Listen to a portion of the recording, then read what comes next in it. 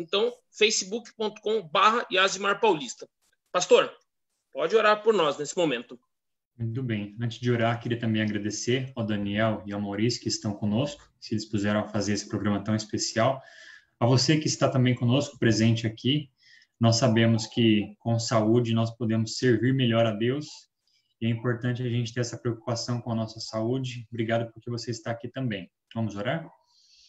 Bom Deus e Pai, o Senhor nos deu uma mensagem tão importante que tem interesse que nós tenhamos uma vida e vida em abundância.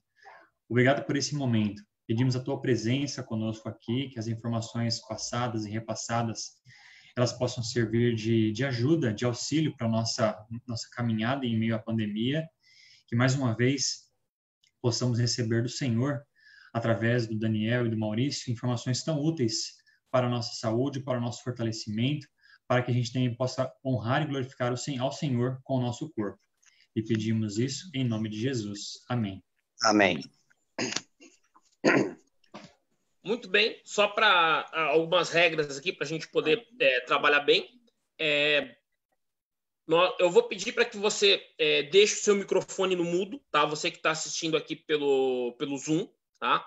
E aí, assim, se houver um momento aí para as perguntas, vocês terão então a oportunidade aí de abrir o microfone. Você pode utilizar o chat, tá? Ali no chat você pode fazer pergunta.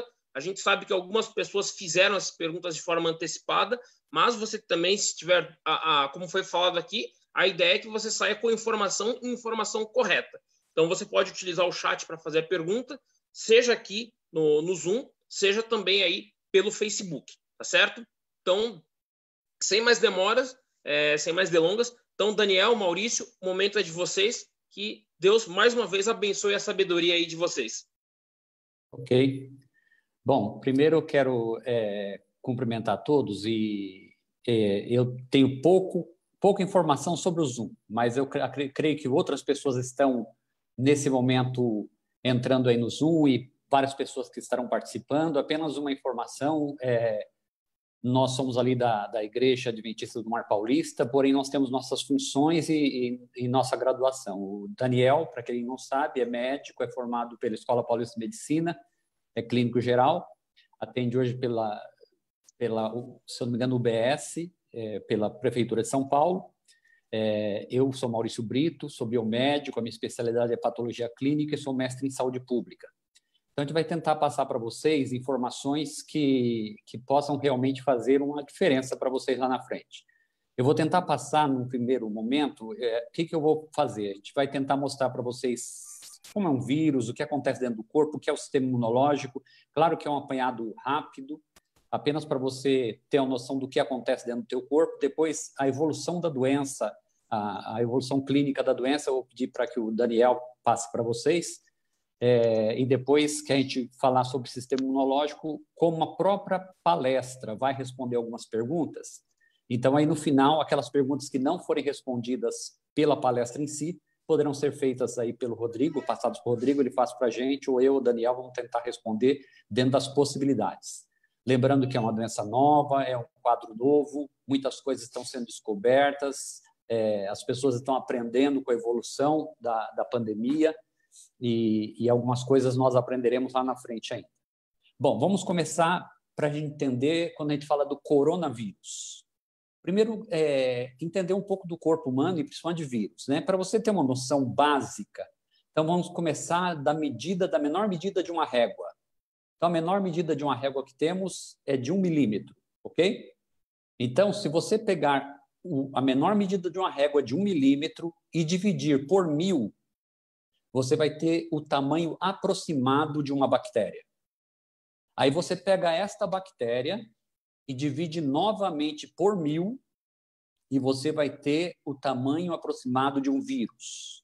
Então, enquanto as bactérias são medidas nos micrômetros, os vírus são medidos nos nanômetros. Então, são estruturas tão pequenas que é natural que, para você, por exemplo, enxergar uma bactéria, você consegue visualizar uma bactéria no microscópio. Para a gente conseguir visualizar um vírus apenas em um microscópio eletrônico. O que é um vírus? Bom, o vírus ele é um micro-organismo muito simples, porque, na verdade, é uma cápsula de proteína E dentro dele nós temos o material genético, que pode ser de DNA, pode ser de RNA ou pode ser de ambos. Então, nós temos vírus de DNA, nós temos alguns vírus de RNA e nós temos alguns vírus que têm tanto DNA como RNA. Em especial, o coronavírus, ele é de RNA. Os vírus de RNA, eles têm uma estrutura, uma enzima chamada RNA polimerase, que é a estrutura utilizada para que eles possam se replicar dentro das células. Geralmente, os vírus de DNA, eles não sofrem muitas mutações. Então, quando você pega uma doença, vamos dar um exemplo lá do sarampo, que alguém foi vacinado contra essa doença lá na infância, dificilmente essa pessoa terá novamente essa doença. Por quê? Porque ela foi vacinada e, por ser formado de um vírus de DNA, ele não se replica, ele não se transforma, certo? No novo tipo de vírus. Vamos falar aqui do vírus influenza, que causa gripe. Por que é que todos os anos as pessoas precisam tomar uma nova vacina da gripe? Por quê? Porque é um vírus de RNA. E todo vírus de RNA sofre mutações. Então, aqueles vírus da família do influenza do ano de 2018, então foram pegos todos eles, feita uma vacina para eles, e em 2019 as pessoas tomaram a vacina do influenza para 2018. Em 2020, todas as cepas de vírus de influenza que surgiram em 2019 e anteriormente, foi feita a vacina para que as pessoas fossem vacinadas agora em 2020. Então, é assim que funciona mais ou menos a questão dos vírus. O problema do vírus de RNA é que ele sofre mutações. E isso não é bom para o ser humano, não é bom para o nosso organismo. Por quê? Porque se ele sofre mutações, ele pode aparecer de um novo formato, de uma nova aparência. Dentro do corpo humano, nós temos um sistema de defesa. E nesse sistema de defesa, que nós chamamos de sistema imunológico, para vocês entenderem um pouquinho do sistema imunológico, é a capacidade que o corpo tem de dar uma resposta a um agente estranho que surge no corpo. Então, quando um vírus, quando uma bactéria, quando algum agente estranho patogênico entra no teu corpo, o teu corpo ele vai tentar reagir à ação daquele vírus, formando uma defesa. Então, nessa defesa, para a gente ter uma ideia, por que é que hoje se mastiga alimentos? Porque na tua saliva, o pH da saliva, a capacidade que você tem de envolver o alimento na saliva vai destruir muitos micro-organismos ali. A nossa pele faz parte da nossa resposta de defesa. A saliva, o pH, a temperatura do corpo, tudo isso é uma resposta à defesa. E dentro do nosso sangue, dentro do sangue, nós temos uma defesa mais específica.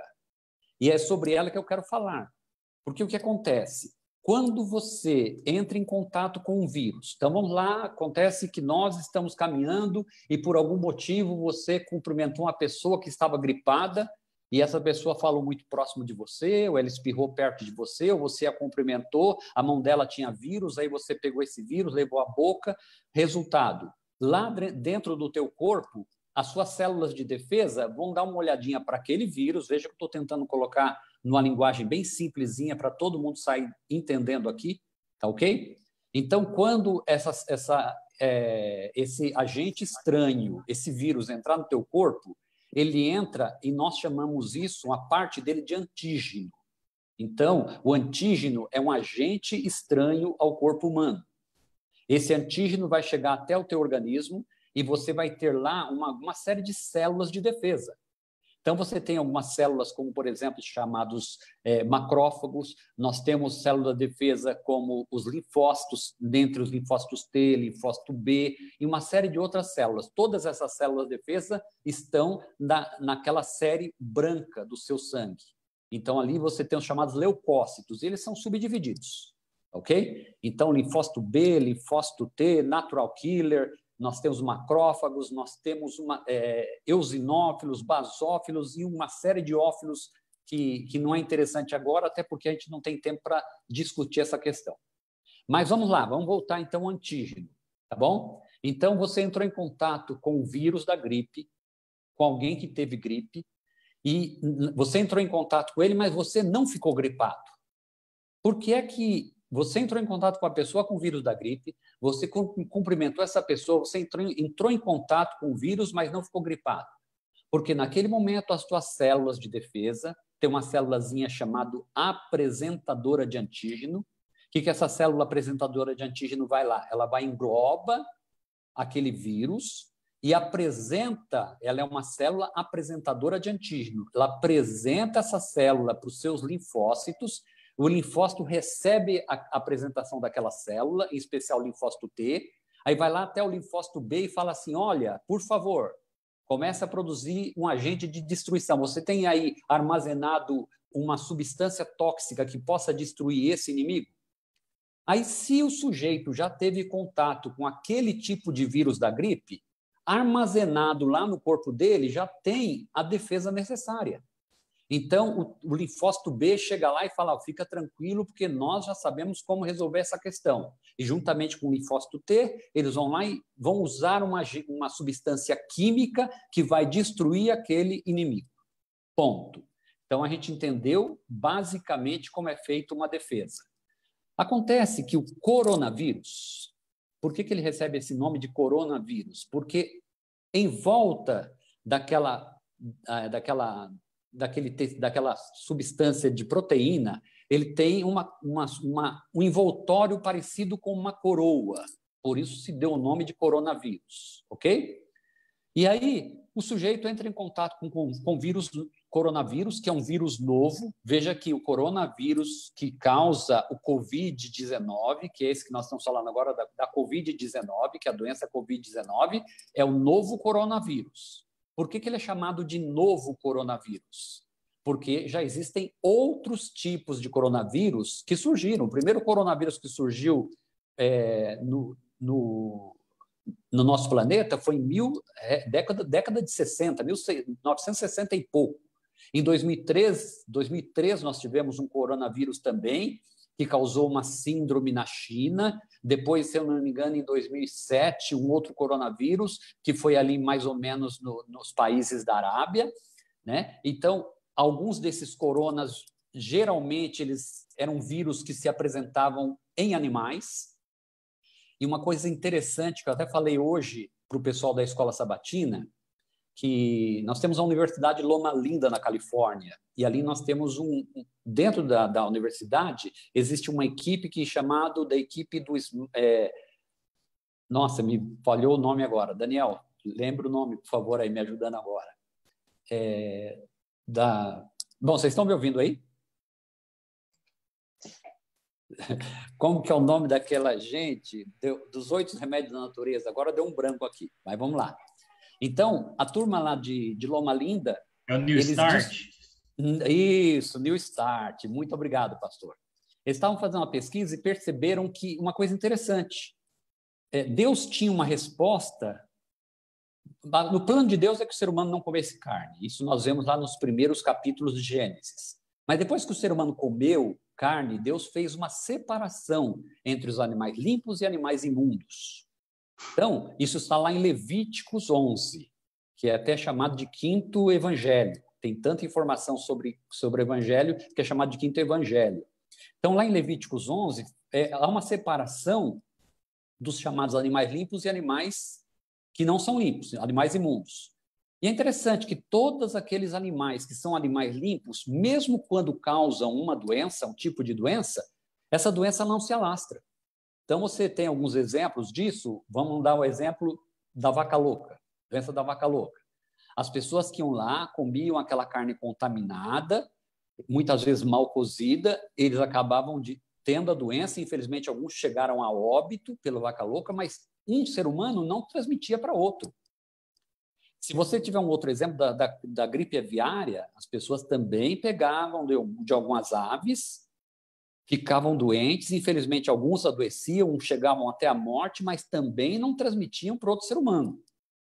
Mas quando um ser humano, que se nós formos observar em Levíticos 11, é um animal impuro para alimentação, por isso nós não devemos nos alimentar da carne humana, né? É um animal impuro. Mas quando esse animal impuro se alimentou de um outro animal impuro, que é o morcego, e ele recebeu o coronavírus, esse novo coronavírus, ele passou do morcego para o ser humano e com as suas adaptações, infelizmente, agora de ser humano para ser humano. Bom, mas isso é só um adendo daquilo que nós estávamos falando para vocês. Então, aí quando surgiu esse novo coronavírus, especialmente agora no ano 2019, lá na China, e começou a passar de um para o outro, o que o ser humano, o que o corpo humano entendia com isso? Então, a primeira vez que o ser humano entrou em contato com o coronavírus, então vamos voltar àquela situação que eu falei para vocês, eu vou lá, cumprimento uma pessoa que tem gripe, essa pessoa me cumprimenta, eu posso muitas vezes ter tido contato com o vírus da gripe, mas como o meu sistema imunológico já tem condições de combater aquele agente estranho, ele vai lá e combate e eu nem apresento sintomas. O meu corpo resolveu o problema. Mas não acontecia e não acontece ainda com o coronavírus justamente por isso, porque é um vírus novo. E como eu disse para vocês, é um vírus de RNA, certo? Essa função do RNA, que nós chamamos de RNA polimerase, que é a enzima que faz o vírus se aderir à célula, se replicar dentro da célula, e como essa enzima ela é muito volátil, então o que acontece? Esse RNA polimerase faz com que o vírus vá sofrendo mutações. Mas digamos que não tivesse sofrido nenhuma mutação, mas apenas chegou lá o coronavírus em contato com o teu corpo, a sua célula apresentadora de antígeno pega aquele coronavírus, que é um antígeno, é algo estranho ao teu corpo, ela vai englobar aquele antígeno e vai apresentar para a célula produtora do anticorpo. Então, a sua célula, que são os linfócitos, vão pegar e falar assim, opa, vou ver no meu estoque de agentes para destruição desses inimigos, qual é o agente químico que eu uso para destruir o coronavírus. E quando os seus linfócitos chegam no estoque deles, para ver qual o tipo de substância química que vão utilizar para formar aquele anticorpo, para destruir, eles vão perceber e dizer assim, puxa vida, eu não tenho nada parecido para destruir o coronavírus. Então, é necessário que o meu corpo comece a produzir um tipo de anticorpo. E aqui nós começamos a entender um pouquinho da doença. Gente, por que é que nós precisamos fortalecer o sistema imunológico? Porque a relação da doença e da saúde, ela é muito clara no corpo humano, ok? Então, é assim, olha, sistema imunológico fortalecido, agente patogênico, pode ser vírus, bactéria ou um outro agente patogênico fraco, você não adoece. Agente estranho, antígeno, agente patogênico forte, sistema imunológico fraco, você vai sofrer a doença e vai sofrer as consequências dela, ok? Então, nessa equação que nós temos, mesmo com uma doença estranha, como o Covid-19, o que nós temos a nosso favor, já que nós ainda não temos uma vacina para destruir o Covid, nós precisamos fortalecer o sistema imunológico. Então, na minha segunda parte da apresentação, a gente vai falar muito sobre essa questão de como fortalecer o sistema imunológico, ok? Bom, isso é uma introdução que eu fiz para a gente entender um pouquinho dessa questão do vírus, para saber que não existe uma vacina por enquanto, para saber que o seu sistema imunológico ainda está achando estranho tudo isso, e os infectologistas, eles têm aquela preocupação para que toda a população, até um tempo X, comece a produzir anticorpos, porque existirão muitas pessoas que vão ter o contato com o vírus, com o antígeno do vírus, vão produzir o anticorpo e não ficarão doentes, ok? Depois, na evolução da doença, o Daniel pode falar muito sobre essa questão, porque mesmo essas pessoas que não ficam doentes, mas podem transmitir a doença, como é que a gente faz na prevenção? Então, pessoal, o que é interessante de tudo isso é assim, olha, gente, ao nosso favor, o que nós temos, já que não existe ainda uma vacina? Nós temos a prevenção e nós temos o fortalecimento do sistema imunológico. Esse fortalecimento, eu vou falar muito dos chamados alimentos funcionais, tá ok? Então, na minha segunda parte da apresentação, eu falo dos alimentos funcionais e como é que você vai utilizá-los no teu dia a dia, não só os alimentos funcionais, mas também os agentes da natureza, o que a natureza tem para te oferecer para fortalecer seu sistema imunológico. Eu vou ter oportunidade de falar para vocês, inclusive, daquilo que nós chamamos do chamado microbioma, que é fundamental nesse período funcionar muito bem, de onde vêm os mediadores químicos que começam essa resposta imune, para você fortalecer esses mediadores químicos, porque o início da tua defesa não vem do cérebro. O início da defesa veio do intestino. E nós precisamos saber de tudo isso. Tá ok? Então, a gente vai falar isso para vocês na nossa segunda apresentação. Como eu fiz essa introdução do que é um vírus, como é que ele funciona, como é que funciona o sistema imunológico, eu vou passar agora para o Daniel, que é médico, é clínico, ele vai falar para vocês da evolução da doença. Fica à vontade, Daniel. Para o bem e para o mal, né? Evolução para o bem e para o mal. Sim. Para a cura e para, infelizmente, para o outro caminho. Sim, verdade. Então, o Maurício já explicou bem sobre o coronavírus, né, como que ele funciona. O que é interessante é porque a gente tem 7 tipos de coronavírus, né? Esse é o 7º, a gente já teve outros, que nem o Maurício comentou muito bem sobre os outros vírus. E esse começou no final ali de 2019, ali na cidade de Wuhan. Começaram a ter alguns casos, e alguns médicos começaram a desconfiar porque alguns pacientes estavam apresentando pneumonia bilateral. Isso já não é uma coisa que é muito comum, né? Apresentar pneumonia bilateral. Então, foi aventada a hipótese, como surgiram vários casos, então alguém começou a fazer assim, puxa, será que tem algum novo agente, alguma coisa causando? E aí que foi começando a fazer a pesquisa para saber, né, o que estava causando, e eles viram que era um novo tipo de coronavírus. E, como o Maurício falou, é um vírus de RNA, e esse vírus ele é muito mutante. E aí eles foram comparando, né, as cepas, eles conseguem fazer isso por estudos, e eles perceberam que o RNA desse vírus, desse novo coronavírus, ele era muito parecido com o coronavírus que era encontrado em morcegos. E na cidade de Wuhan era muito conhecido pelo mercado que eles têm lá, um mercado local. E esse mercado local vendia diversos bichos, né, que as pessoas comem como iguarias. Geralmente são pessoas até de posse, né, financeira, que elas comem morcegos, comem cachorros, comem tudo que você puder imaginar. E a gente sabe que esses animais, como o Maurício estava falando, né, morcego, porco, entre outros, a gente chama de melt spot, ou seja, são animais em que vários vírus às vezes acabam se juntando, né, e acaba trocando seu material, né, genético. E isso favorece um novo tipo. Parece que no começo, talvez a transmissão fosse apenas desses animais, talvez para o ser humano, mas logo se passou para pessoa a pessoa.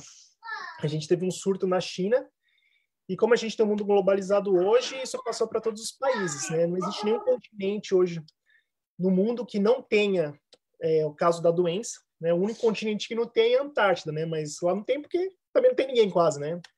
Mas ela é o único local que não tem o coronavírus. E a Organização Mundial de Saúde, no dia 30 de janeiro, decidiu colocar como pandemia. Ou seja, né, é uma doença que está espalhada mundialmente, né, e tem uma progressão muito grande para todos os países. Então, quando a gente colocou coronavírus, eles decidiram colocar o nome da doença, né, para ficar mais fácil. E aí colocaram Covid-19. Antes era nCoV-19. Eles preferiram dar o nome Covid-19, ou seja, coronavirus, né? Aí é disease, que é doença em inglês, 19. Então ficou Covid-19. E o nome do vírus mesmo que a gente tem é o SARS-CoV-2. Porque teve o SARS-CoV-1, né? Que era o que o Maurício falou lá em 2003, que teve bastante síndromes respiratórias e tudo, que era um outro tipo de coronavírus. E aí, como é uma doença nova, a gente vai aprendendo muitas coisas com ela.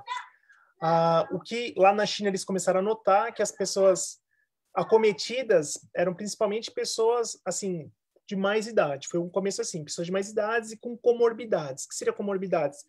Hipertensos, pessoas diabéticas, também foram notadas pessoas com doenças pulmonares crônicas, obesos, tabagistas. Esse era considerado como se fosse um grupo de risco para complicações. Eles perceberam lá nesse estudo na China, né, com um grupo de 2.000 pessoas, que 80% das pessoas que tinham o vírus, o SARS-CoV, elas, na verdade, evoluíram com uma pneumonia leve.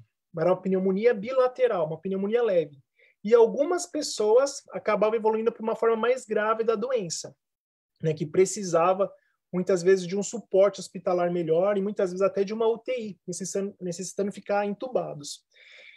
Então, essa doença, eles começaram a notar também os sintomas, né? Falaram assim, puxa, legal, ó, a gente tem a doença, tá começando a transmitir, então quais são os sintomas para a gente começar a saber?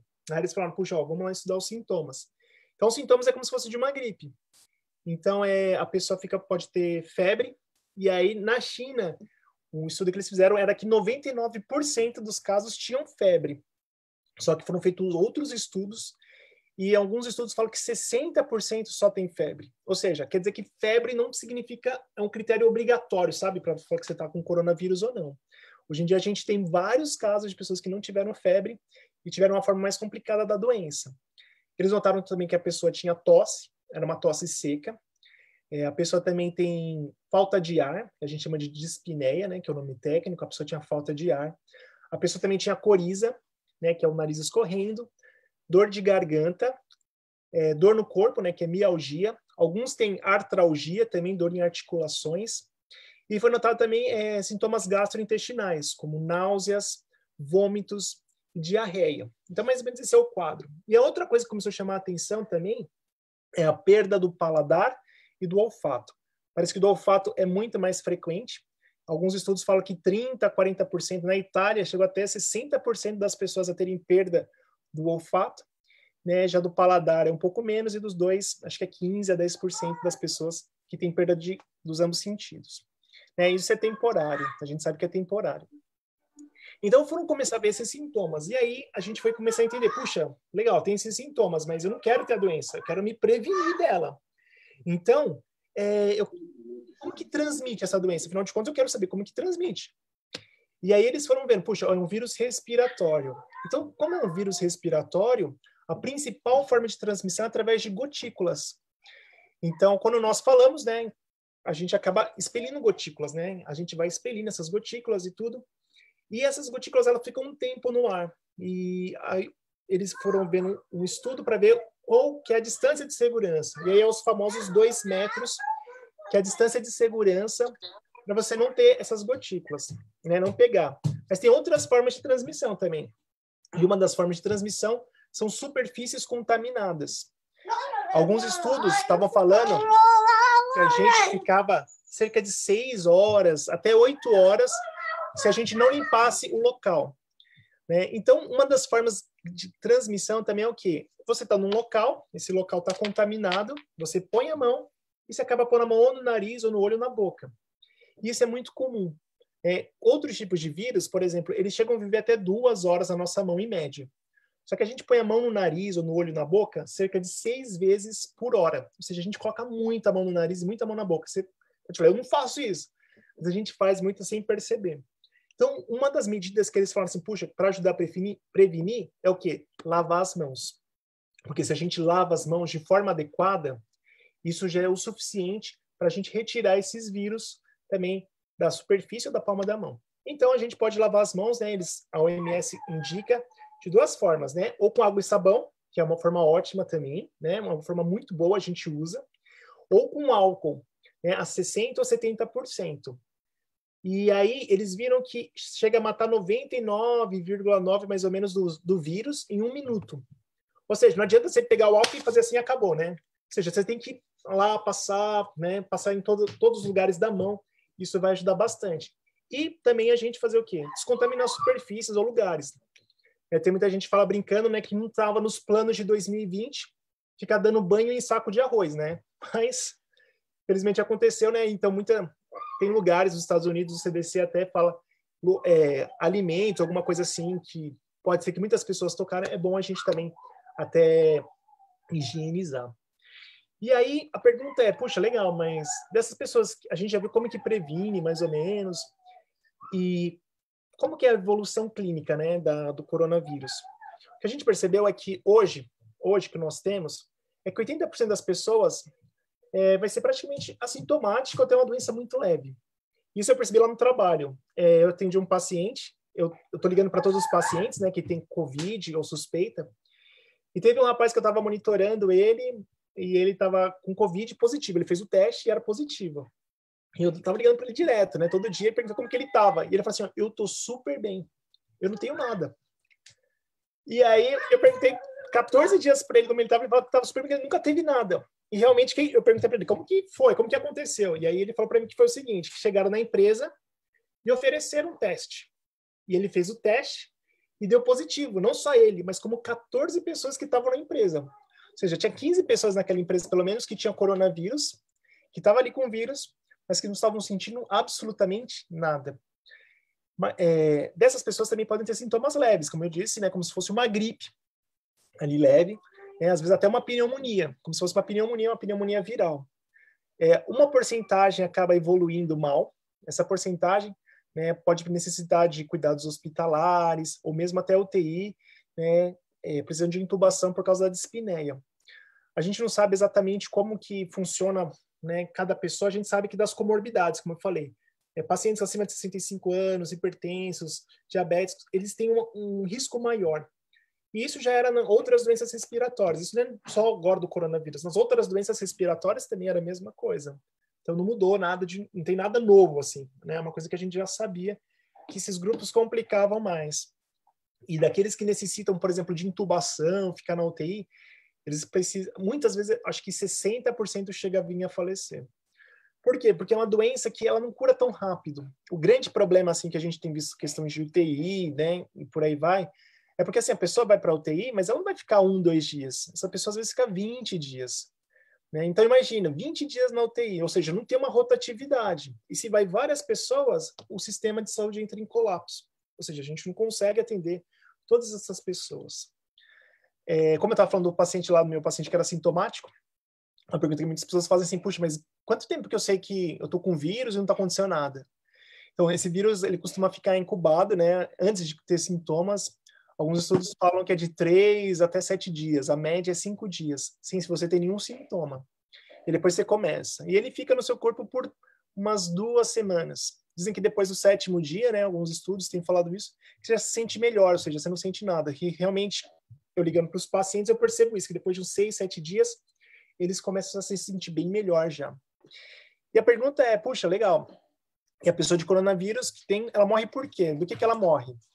A grande maioria morre devido a uma insuficiência respiratória, ou seja, o pulmão dele é muito comprometido. Em muitos casos, o pulmão é comprometido em mais de 50%, então essas pessoas acabam morrendo de uma insuficiência respiratória. Mas a gente tem notado casos de tromboembolismo, ou seja, o sangue vai coagulando, sabe? Fica bem coagulado, fica grosso, e acaba formando trombos. Né? E esses trombos vão parar também no pulmão e a pessoa não consegue respirar. Ou as pessoas têm AVC, ou seja, tem vários relatos de jovens de menos de 30 anos, sem nenhuma doença, sem nenhum histórico, morrendo de AVC por causa do coronavírus. Outro também que a gente notou também é um estado inflamatório muito grande, ou seja, essas pessoas começam a infartar mais, ou seja, tem outras causas também que a pessoa acaba morrendo. E a pergunta é, não, puxa, peguei coronavírus, e aí, tá tudo bem? A pergunta é que a gente não sabe ainda. A gente sabe que as pessoas, elas se curam, que o Maurício falou, formam anticorpos, mas o problema é que a gente não sabe quanto tempo que dura esses anticorpos. Puxa, quanto tempo que será que dura esses anticorpos para defender? Nós sabemos que tem anticorpos que duram a vida toda. Não? Então, por exemplo, quem teve catapora uma vez na vida, a gente sabe que não vai ter praticamente nunca mais. Quando a gente teve aquela crise do sarampo, a gente sabe que pessoas que eram mais velhas, elas não pegavam sarampo porque elas já pegaram sarampo uma vez na vida. Ou seja, a gente tem células de memória. A gente sabe que com o passar da idade, essas células vão diminuindo, então compensa vacinar de novo, muitas vezes para dar, a gente chama de um buster, né? Ou seja, ter mais células de memória ali para ajudar a combater essas doenças. Então a gente não sabe exatamente quanto tempo dura essa defesa, né? E se ela é definitiva ou não. Uma outra pergunta também que a gente tem, assim, são perguntas clínicas, e a gente está pensando na medicina também, além de o que acontece, o que não acontece, a defesa, é também a questão dos testes, né? Como que a gente vai detectar se uma pessoa tem coronavírus ou não? E aí a gente tem os testes clínicos, né? O Maurício é biomédico, e ele sabe até melhor do que eu sobre esses testes. Mas nesses testes, a gente tem 2 tipos. Tem um teste que a gente chama de PCR, e tem um outro teste que a gente chama de sorologia, né? E tem testes também que são contra antígenos. Então, vamos lá, cada um deles. O PCR é um teste que eu vou captar uma parte do RNA do vírus. Ou seja, eu vou pegar um pedacinho dele e vou identificar. Então, quando a pessoa está sintomática, ou seja, a pessoa tem que estar com a doença no momento, ela tem que estar sintomática. Aí eu vou fazer esse teste que é o PCR, e eu vou achar um pedacinho. Se eu achei o pedacinho, está positivo o teste. Então, vamos supor, será que eu peguei já coronavírus? Será que eu estou com esse vírus? Então, eu vou fazer um PCR. Se você não estiver sentindo nada, praticamente não adianta você fazer, concorda? Porque só vai pegar se você estiver com a doença ativa. Então, o PCR é legal para quem está com a doença ativa. Aí tem a sorologia. Aí, nessa sorologia, eu vou dosar o anticorpo. E aí tem 2 tipos de anticorpos, né? O Maurício estava falando, né, dos anticorpos. E a gente tem 2 classes. Tem uma classe que a gente chama de IgM, M de Maria, e IgG, né? G de gato. O IgM é o que costuma aparecer primeiro. Então, nas infecções, todas as infecções que a gente tem, começa aparecendo IgM. E aí, depois, a gente fala que tem uma troca de classe, aí aparece o IgG. Então, vamos supor, você vai querer fazer um teste. Se você quer estar ali e for dosar e está com IgM positivo, provavelmente você está com a doença naquele momento.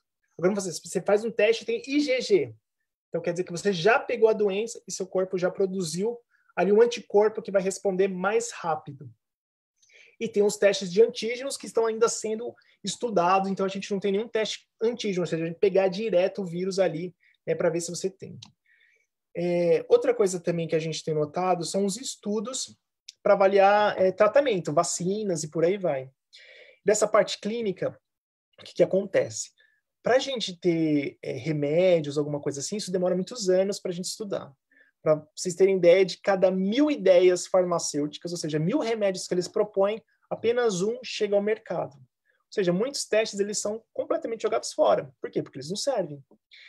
Muitos remédios eles são jogados porque têm efeitos colaterais. Então, quais que seriam mais ou menos as fases que a gente faz dos tratamentos? A gente pega um remédio e testa primeiro o quê? In vitro. Puxa, vamos colocar aqui num tubo de ensaio, vamos ver se funciona? Funcionou, que bom.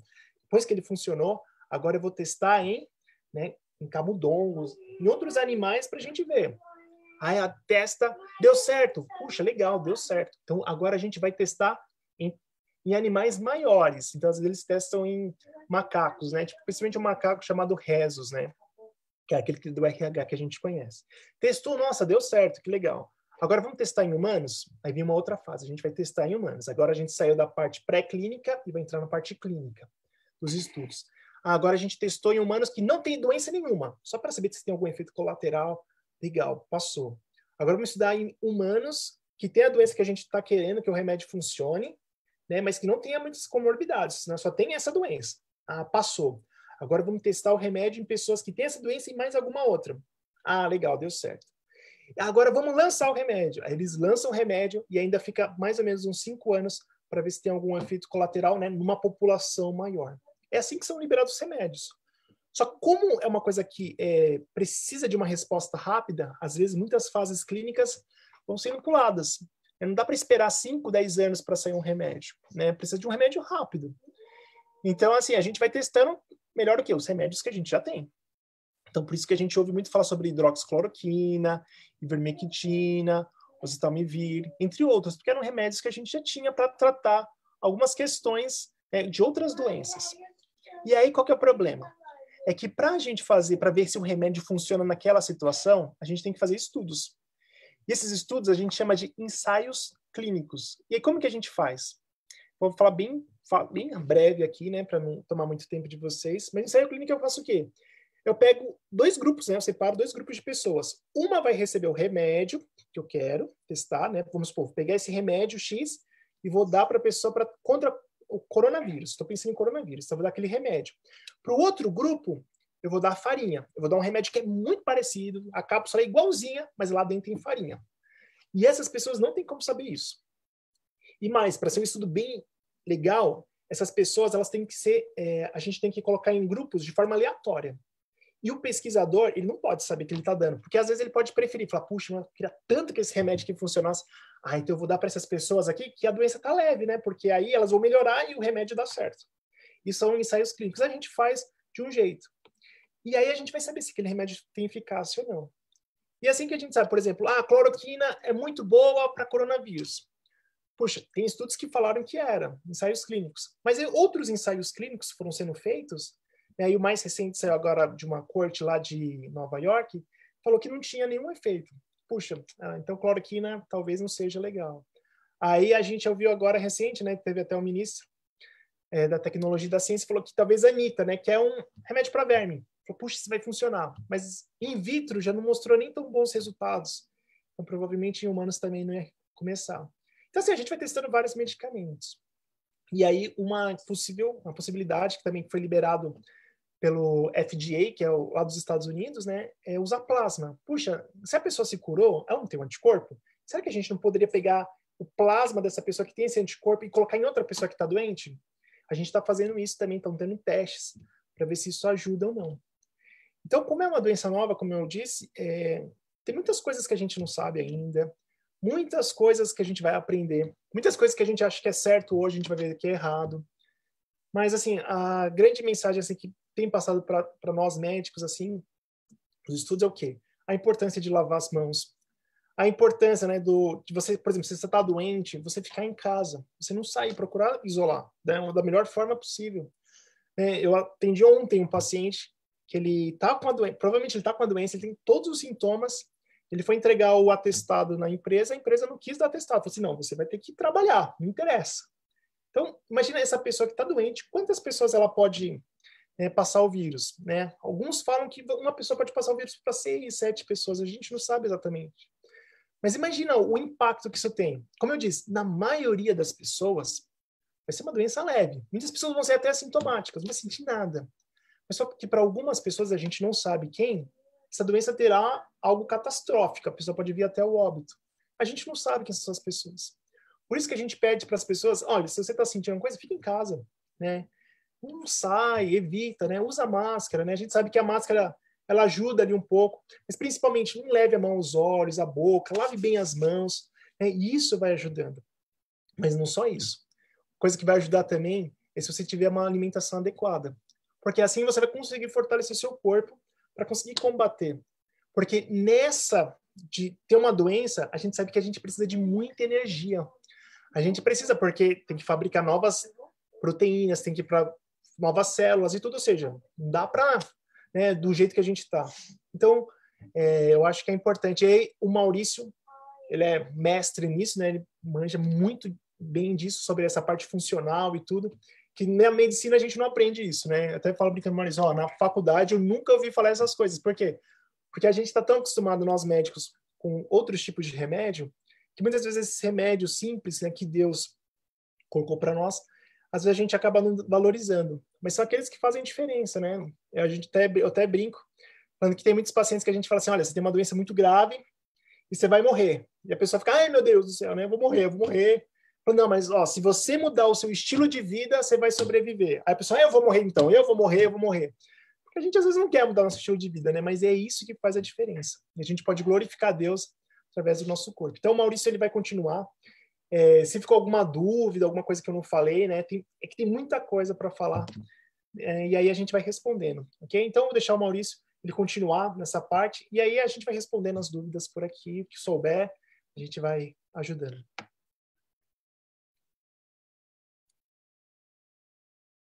Então, Opa, sim. Como vocês podem perceber, tanto eu como o Daniel, é um assunto tão complexo e tantas informações para serem passadas que nós estamos tentando passar de forma que alcance vocês e, ao mesmo tempo, não seja tão cansativo, porque o tema é longo, né? Mas vamos aqui a algumas coisas importantes. Primeiro, o que nós temos a nosso favor?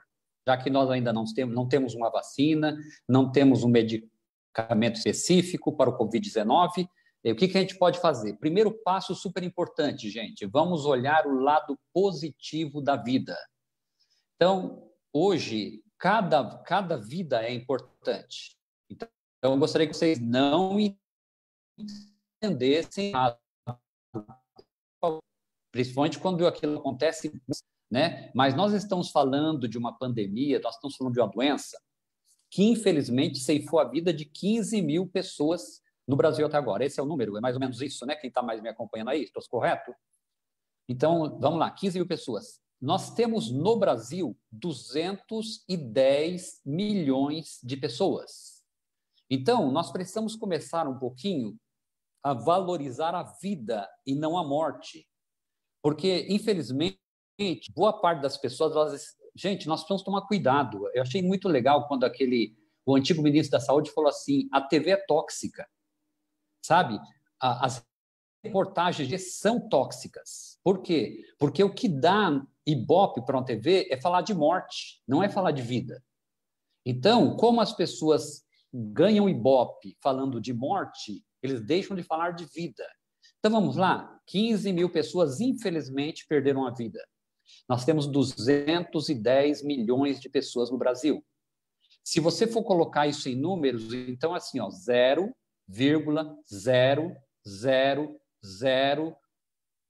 acho que tem mais um zero ainda, 7% da população brasileira, infelizmente, faleceu de Covid-19. Mas se você for olhar um lado importante para a gente entender, 99,9993%, olha que coisa, gente, 99,9993% da população brasileira não morreu de Covid-19. Então, quando você fica vendo aquilo que é muito tóxico para você, na sua mente as coisas se superestimam, se supervalorizam. Então, nós temos que valorizar a vida, ou seja, a maioria absoluta das pessoas não vão morrer de Covid-19. E hoje os números do Brasil é isso que eu passei para você, 99,9993% estão vivas, ok? Então, se nós partimos desse princípio, assim, olha, nós precisamos, como é que eu faço para que eu permaneça bem? O que está ao meu alcance? Primeiro, prevenção. Então, quando o Daniel falou que nós involuntariamente colocamos a mão na boca, colocamos a mão no nariz, colocamos a mão nos olhos, então é fundamental que você crie o hábito de usar máscaras, tá ok? Por quê? Porque quando você for colocar a mão na tua boca, você está com a máscara. Quando você for colocar a mão no teu nariz, você está com a máscara. Quando você for procurar ficar nos olhos, se você tiver com óculos, você está com óculos. Então, isso é uma proteção. Segundo, ficar 2 metros de distância das pessoas. Aprender a conversar um pouco mais distante. 2 metros de distância. Por quê? Os vírus, gente, como eu disse para você, olha, o vírus é 1 milhão de vezes menor do que 1 milímetro. Não é natural que ele pode estar suspenso no ar. Mas para que haja uma doença, precisa haver uma carga viral. O que a gente diz de carga viral? É a quantidade de vírus que vai entrar em contato com uma pessoa, certo? Para que aquilo possa evoluir para uma doença. Porque aquilo que pode estar suspenso no ar, se você entrar em contato com ele, só vai servir para a formação de anticorpo. Por isso que a maioria absoluta da população vai produzir anticorpos contra o Covid-19 sem ter tido nenhum tipo de sintoma. Por quê? Porque vai ter um contato esporádico com uma cepa que está doente. Assim como existem seres humanos doentes, assim como existem seres humanos saudáveis, existem vírus mais fortes e vírus mais fracos. E se você entrar em contato com aquele vírus lá que está em fim de carreira, certo? Estou colocando uma linguagem prática para a gente entender. Se você entrar em contato com aquele vírus fim de carreira, ele só vai servir para você para produzir anticorpo. Naturalmente, você, tendo um organismo fortalecido, você vai ficar bem. Então, vamos ver o que está ao nosso alcance? Vamos lá. Primeiro, é sabido que o zinco é tóxico ao vírus, ok? Ao coronavírus. Então, mas não adianta você ficar usando cápsulas de zinco em grande quantidade, que isso não vai entrar na tua corrente sanguínea em maior quantidade. Então, a quantidade que o corpo vai se habilitar. Para vocês terem uma ideia, a cloroquina, por exemplo, é uma maneira de absorver mais zinco, ok? Então, o zinco é tóxico. Então, por exemplo, a pessoa colocou a mão na boca inadvertidamente, e se ela tiver no bolso uma cápsula de zinco, ela pudesse colocar uma cápsula de zinco na boca naquela hora, certo? Se houvesse algum tipo de vírus, naquela hora seria tóxico o suficiente para eliminar o vírus. Então, a gente sabe que o zinco é eficaz na proteção. Mas, então, eu vou dar uma olhadinha nos alimentos que têm uma quantidade de zinco para que não falte zinco na minha dieta. Esse é o primeiro passo para o meu sistema imunológico estar bem. Segunda coisa, para o teu sistema imunológico ficar bem. Vamos lá, gente. Olha, é sabido que vírus e bactérias e fungos, eles se desenvolvem com maior facilidade no meio ácido, tem dificuldade de reprodução no meio alcalino. A maioria absoluta de vírus, bactérias, de fungos e até de câncer se desenvolvem no meio ácido. Então, no meio alcalino, eles têm dificuldade de se reproduzir. Então, qual que é a minha parte nessa minha vida? Gente, eu não estou ensinando, isso aqui não é vacina contra a Covid-19, por favor. É uma maneira de você fortalecer seu sistema imunológico, ok? Então, vamos lá. Então, como é que eu faço para que o meu sistema imune fique com pH melhor? Primeira coisa, se você puder dar uma olhadinha na água que você toma, veja se o pH dela é acima de 7,4. Isso vai fazer bem para você. Segunda coisa importante, aumente a quantidade de frutas, verduras e legumes, porque eles melhoram e tornam o seu pH mais alcalino. Então, uma regra que eu passo para as pessoas, muito facinha de ser resolvida, é assim, ó, no meu dia, eu tenho a quantidade X de alimento que eu vou ingerir. Então, nessa quantidade X de alimento, eu vou dividir por 2, ok? Tudo que você vai comer a partir de hoje, você vai dividir por 2. Metade do que você come tem que ser de alimentos alcalinizantes. Metade do que você come precisa ser de alimentos acidificantes. Então, como o pH do sangue é 7,4, para a gente não sobrecarregar esse pH, não sobrecarregar os rins, porque se você tiver com pH muito ácido, você sobrecarrega os teus rins para evoluir para o sistema tampão.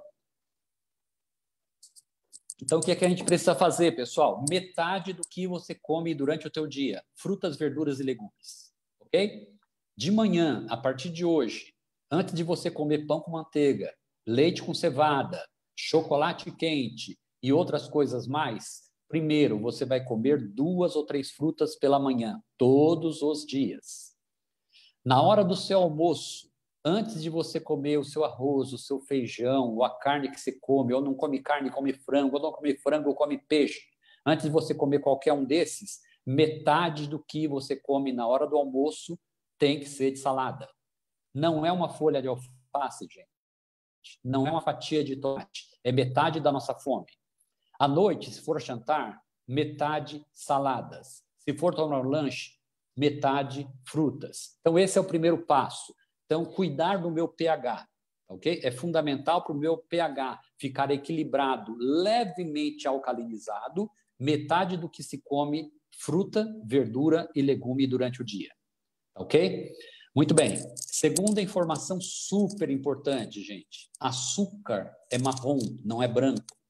O pior inimigo do seu sistema imunológico, que faz ele se enfraquecer. Sabe o que o açúcar refinado faz? Ele prejudica a quimiotaxia. O que é quimiotaxia? Lembra daquela célulazinha de defesa? Aquela que pegou o Covid-19, que ia apresentar para a célula que vai produzir. Então, pegou o Covid-19, é uma célula apresentadora de antígeno. Aí vai pegar aquela partícula do Covid e vai apresentar para o linfócito. Pois bem, essa chegada entre a célula e o antígeno, entre a célula e o vírus, e depois pegar esse vírus e carregar até a outra célula que produz a substância tóxica, nós chamamos de quimiotaxia. O açúcar refinado acaba com a sua quimiotaxia. Então, ao invés de você pegar um paciente que estava em estado grave e colocar ele de uma ambulância sem trânsito para chegar no hospital mais próximo o mais rápido possível, é como se você pegasse aquele mesmo paciente, colocasse no carrinho de mão de um catador de papelão e falasse para ele, leva para mim. Então, quando você usa açúcar refinado, você prejudica a quimiotaxia, que é a força que o teu corpo tem e o tempo que ele precisa para levar a célula apresentadora de antígeno até aquela célula que vai produzir a substância tóxica contra o inimigo. Então, essas são dicas importantes. Primeiro, cuidar do pH, metade do que comemos, fruta, verdura e legume. Segundo, eliminar ou diminuir o máximo possível o açúcar refinado. Açúcar, gente, que se usa tem que ser açúcar marrom. Ou é o açúcar mascavo, ou açúcar de coco, ou melado de cana, ou mesmo mel. Na nossa casa não deve existir açúcar refinado à disposição, porque é ele que acaba com a tua quimiotaxia, que é essa capacidade do corpo de produzir o que você precisa. Terceiro, luz solar. Vitamina D. Então, vamos falar de 4 vitaminas que você precisa para fortalecer o sistema imunológico, porque são vitaminas antioxidantes. Os radicais livres prejudicam a função de defesa do corpo. Então, eu preciso de vitaminas antioxidantes para resolver isso aí, tá bom? Então, vitamina A, vitamina C, vitamina D de dado e vitamina E. Essas 4 não podem faltar no nosso dia a dia. Então, vamos pegar fonte dessas vitaminas, mas fontes boas. Vitamina A, a melhor fonte, cenoura. Tenha cenoura na tua casa a partir de hoje. Vitamina C, todos os alimentos cítricos, mas em especial quero falar nesse momento do limão. Vitamina E, sementes, seja semente de girassol, semente de linhaça, todas as sementes são ricas em vitamina E e o abacate também. O óleo de oliva também mas sementes são o que nós temos de melhor fonte de vitamina E, ok? E vitamina D de luz solar. Então, o que eu poderia fazer? Eu tenho o costume de fazer na minha casa. Acordou pela manhã, gente? Pega 1 ou 2 limões, espreme no liquidificador, pegue uma cenoura, corte, lave muito bem a cenoura, coloque no liquidificador. Então, o limão, a vitamina C, a cenoura, a vitamina A e as sementes, que aí você vai ter. Eu tenho semente de girassol, semente de linhaça e semente de chia. Eu coloco uma colher de cada uma delas, certo? Bato com água de coco e tomo pela manhã. Então, se você fizer isso todas as manhãs, você está dando condições para o seu sistema imunológico ter o que ele precisa. Porque tudo que a gente tem à nossa disposição, então, é ou evitar a doença ou fortalecer o sistema imunológico. Vamos lembrar daquela equaçãozinha que eu falei? Olha, aqui está o agente estranho, o agente patogênico. No caso, para a gente, é o coronavírus que causa Covid-19. Do outro lado está o seu sistema imunológico, ok?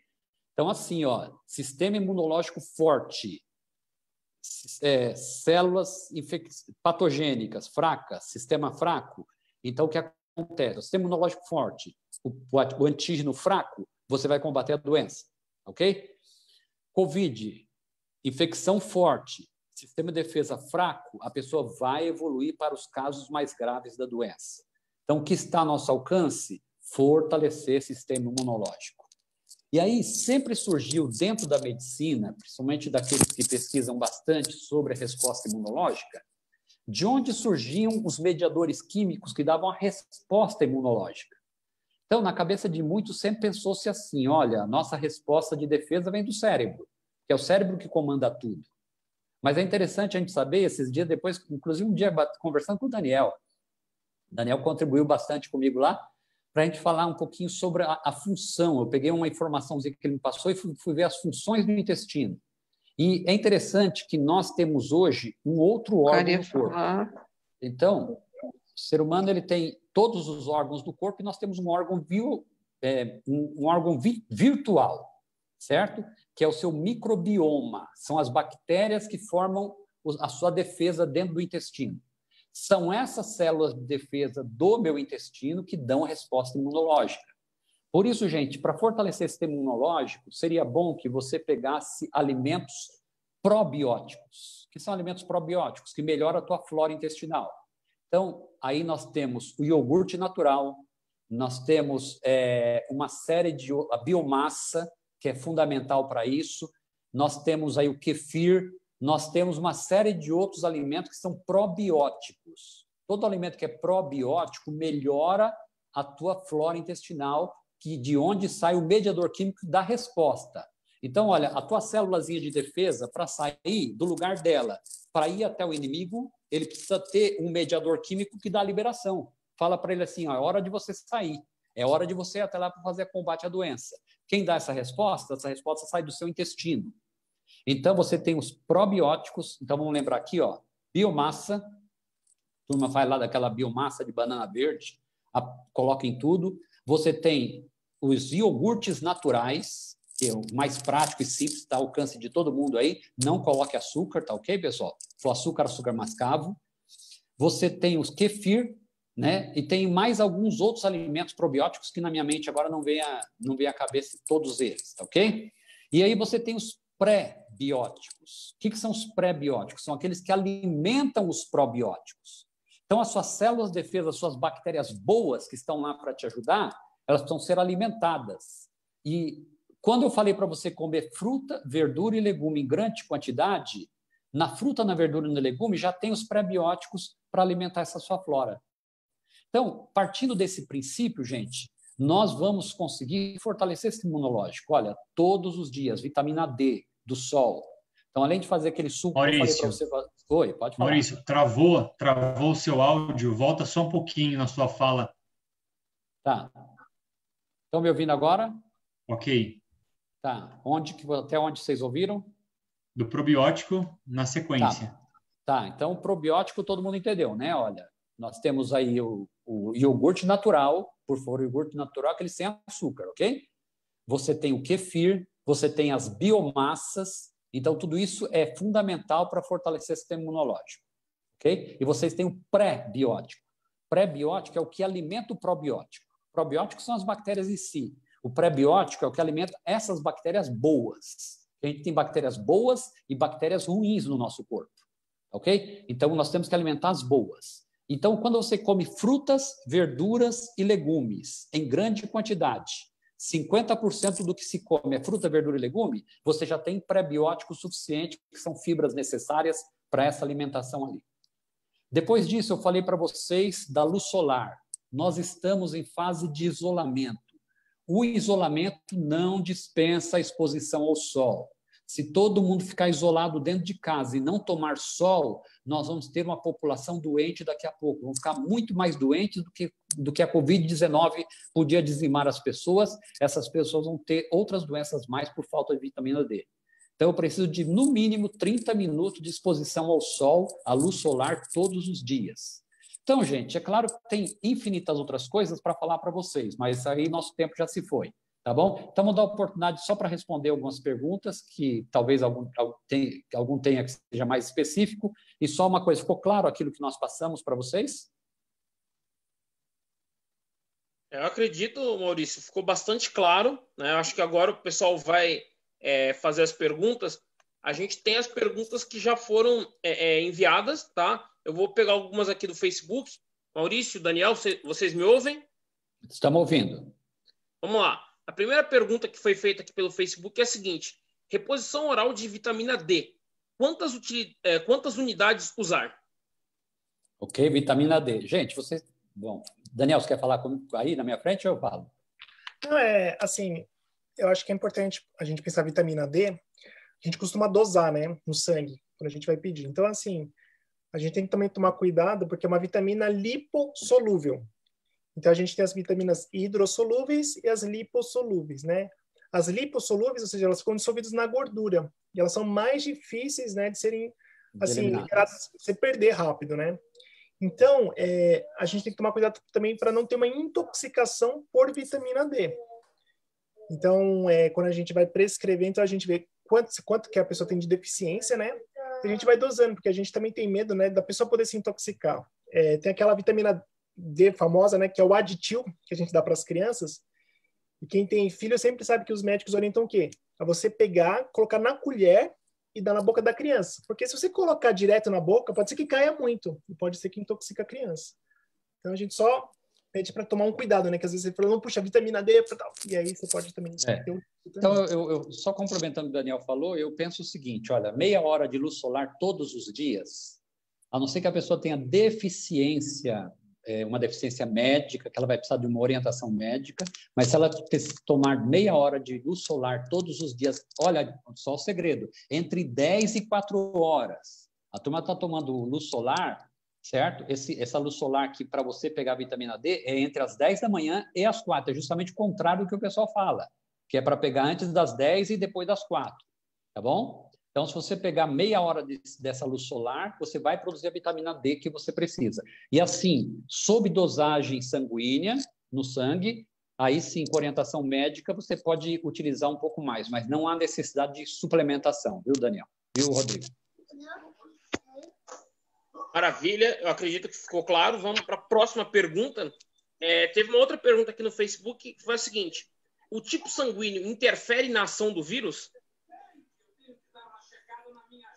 eu desconheço essa informação, até como a gente fala que é uma doença nova, né? Pelo menos que eu saiba, eu não tenho essa informação. Daniel, tem alguma informação parecida?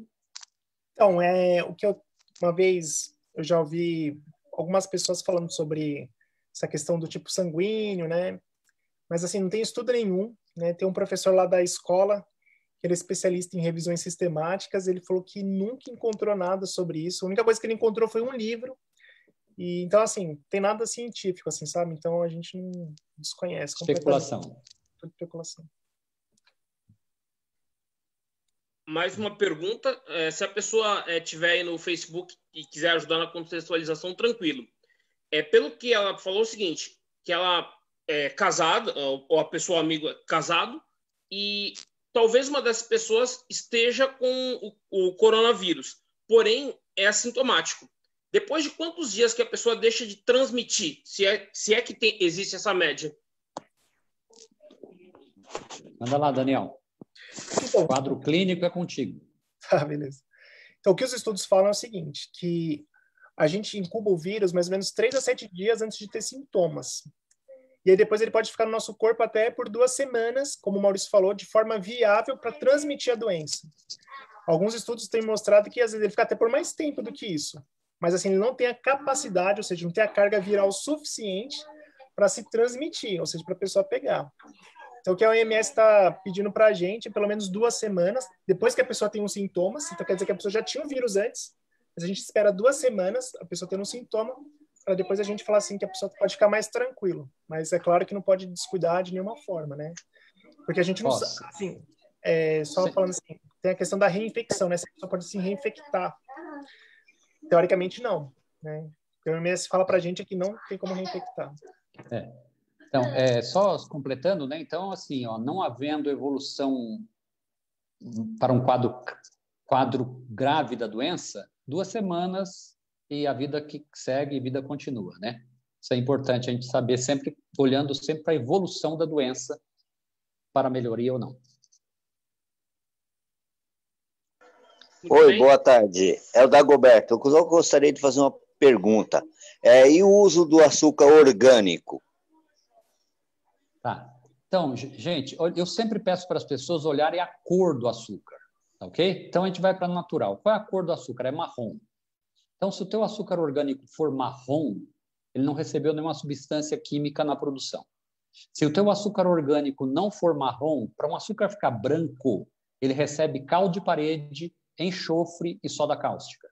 Então, é só você ter na sua mente, nenhum açúcar vai ficar branco por milagre. Então, ele vai ficar branco se ele receber cal de parede, enxofre e soda cáustica. Ok? Então, compra açúcar marrom. Ok, obrigado.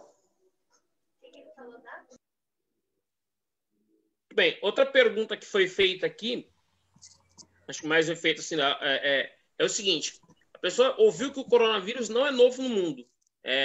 Talvez tenha até falado no começo, mas acho que é bom reforçar. Por que a vacina, então, não foi providenciada? Você quer que eu fale, Daniel? Eu vou falar, você complementa, tá? Bom, pessoal, o que aconteceu é o seguinte, olha, o ser humano, ele espera que a água chegue até a boca dele para ele resolver alguma questão. Então, os primeiros tipos de coronavírus, eles não se tornaram numa pandemia, eles foram apenas uma epidemia. Então, primeiro aconteceu na China, ficou na China e por ali mesmo ele morreu. Segundo foi ali na região da Arábia, eu não sei qual é o país da Arábia, certo? Que inclusive diz que veio através do camelo, esse segundo tipo de coronavírus, né? E também ficou localizado naquele local, ou seja, não foi uma coisa que foi mundial. Por que é que hoje todo mundo corre atrás de uma vacina? Porque todo mundo está sentindo na vida dela o drama. E todas as empresas, que a gente tem que pensar assim, gente, existe por trás de todo ser humano o desejo de se dar bem, mesmo muitas vezes com a tragédia de um outro. Então, quando todos os laboratórios estão correndo atrás de uma vacina e aquele que for mais rápido, aquele que vai ganhar mais ações na bolsa, então é claro que ele vai procurar fazer uma medicação mais rápido que o outro. Então, como os outros tipos de coronavírus ficaram localizados em uma região, eles não imaginavam que o coronavírus, porque veja bem, O coronavírus daquele de 2003 é diferente desse agora. Então, o que acontece? Aquele tipo de coronavírus não tinha uma facilidade de transmissão como esse agora está tendo, de ser humano para ser humano, e essa rapidez com que ele se prolifera. Então, como aquele ficou restrito, acabou ali, eles pensaram, está resolvido. Só que eles não imaginavam que, por ser um vírus de RNA, como falamos lá no início, ele sofreria mutações e o vírus vai se adaptando e se tornando cada vez de tal maneira que ele fique mais adaptável para a sobrevivência dele. Porque todo ser vivo quer continuar vivo, tá ok? Apesar de muitos acharem que o vírus em si não é uma vida, só a partir de uma bactéria que seria uma vida, mas eu creio que ele está ali já, vamos tratar de vida, porque se ele entra na vida do ser humano, se multiplica, se replica e causa todas essas questões, então a vacina não foi produzida naquele momento por falta de interesse econômico. Essa é a grande realidade. Daniel, quiser falar mais alguma coisa ainda? Não, eu acho que você falou super bem, Maurício. Eu acho que o exemplo que você usou no começo, né, da vacina da gripe, né, do influenza, como que a gente faz, né, hoje em dia? Então, por exemplo, a gente sabe que o influenza ele costuma circular muito mais em tempos frios, né? Então, o inverno. Então, por exemplo, como a gente sabe que nos hemisférios é diferente, né? Então, por exemplo, enquanto aqui é outono, aqui no hemisfério sul, lá no hemisfério norte é primavera.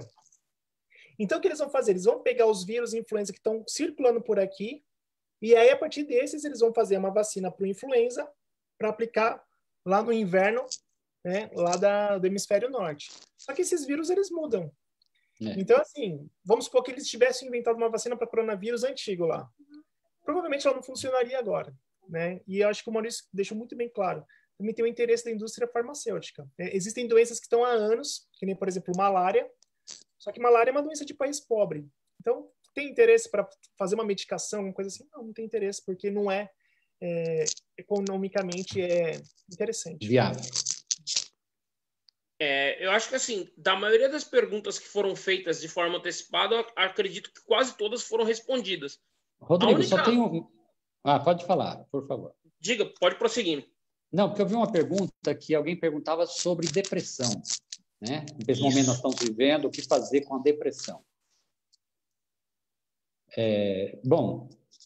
Existe uma erva chamada erva de São João, certo? Muitos utilizam a erva de São João para sintomas, quadros leves de depressão, tá? E existe também aquilo que nós chamamos de leite de castanha do Pará com aveia, então, para sintomas leves de depressão. Então, se a pessoa tem sintomas leves e não está sentindo vontade de se suicidar, mas apenas uma tristeza profunda, uma angústia, uma ansiedade pela condição que nós estamos vivendo, então ela pode usar qualquer uma dessas duas. O leite de castanha do Pará, como que ele é produzido, tá ok? Então, você pega umas 2 colheres cheias de aveia, que tem avenina. Então, você pega 2 colheres cheias daquela de sopa, coloca na água fervendo. Quando a água estiver fervendo, aí sim, você vai pegar Nossa, como é o nome daquilo? Farinha de castanha do Pará, que você compra em qualquer loja de produtos naturais. Você coloca uma colher daquela de farinha de castanha do Pará, que é a própria castanha do Pará moída, vai misturar na aveia, ali vai fazer um leite. Se a pessoa quiser coar, ela pode coar, ou senão ela pode tomar como mingau. Então, isso também é muito indicado na prevenção da depressão e da ansiedade, porque tem uma quantidade muito grande de triptofano, que é a matéria-prima na produção de serotonina. Serotonina é o neurotransmissor da felicidade, do bem-estar. Outra coisa, gente, para se combater depressão, TV é tóxica. Então, procure... não é a TV em si, o aparelho de TV está lá. É a seleção que você faz. A turma tem feito muito comentário no Facebook, por exemplo, criticando a TV Globo. Mas, gente, a TV Globo, se o sujeito não ligar a TV e não sintonizar no canal, não vai assistir. Então, não fica assistindo reportagens. Você fica assistindo reportagens de coronavírus, e isso faz com que as pessoas tenham uma sensação de que nós estamos com o apocalipse zumbi às nossas portas. Vamos falar de números novamente? Números de mortos de coronavírus no Brasil. Não me entendam mal. Cada morte, cada vida conta. Eu sinto por cada uma delas e oro pelas famílias daquelas pessoas que têm pessoas doentes. E se isso acontecer na nossa casa, nós nos preocupamos também. Tá? Mas o número de mortos por coronavírus no Brasil é de 15 mil. levando-se em conta que muitos desses casos o sujeito morreu de uma doença qualquer e mandaram colocar coronavírus lá. Na conta do Covid-19, aumentou-se o número, mas digamos que fosse 15 mil. Nós temos 210 milhões de habitantes no Brasil. Ou seja, 209 milhões 885 mil brasileiros não tiveram problemas com Covid-19. Ou seja, 99,993% das pessoas não tiveram problemas. Vamos sempre olhar o lado positivo. É isso que nos ajuda a enfrentar essa questão de ansiedade e depressão do dia a dia. Acorda e dá um bom dia para você. Acorda, olha no espelho e fala assim, Jesus tem um dia especial para você. Repita isso no espelho, pelo menos umas 10 vezes, tá ok? O seu cérebro se alimenta daquilo que você fala para ele.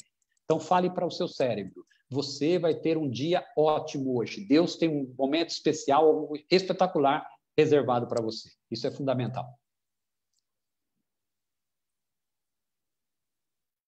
Rodrigo. Bom, Pastor? eu acredito que ficou bem claro aí.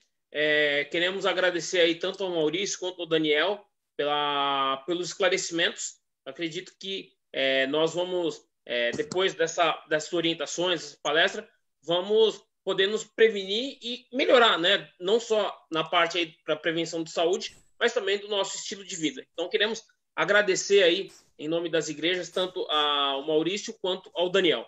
Pastor?